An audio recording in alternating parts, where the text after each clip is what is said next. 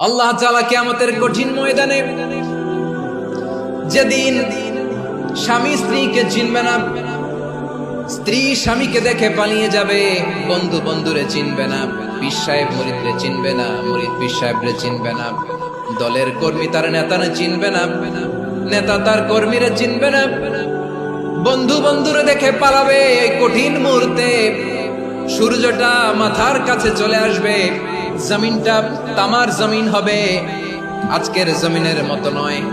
মানুষ ঘর্মাক্ত, ক্লান্ত, শ্রান্ত মাথার মগজগুলো কানের ছিদ্র আর নাকের ছিদ্র দিয়ে বেয়ে বেয়ে পড়বে। বিশ্বনবী ফরমান, কিয়ামতের ওই কঠিন ময়দানে 7 শ্রেণীর ব্যক্তিকে রব্বুল আলামিন তার আরশের নিচে ছায়া দিবেন। তার মধ্যে প্রথম শ্রেণীর ব্যক্তি হলো ইমামুন আদিল, যে ইনসাফের সাথে বিচার করে, যে জাস্টিস সমাজে সার্ভ করে, যে সুশাসন নিশ্চিত করে, ওই ইমামুন আদিল। আদিল শব্দটা বুঝছেন না? ইন্নাল্লাহা ইয়া'মুরু বিল আদল, পাইছেন? আদিল।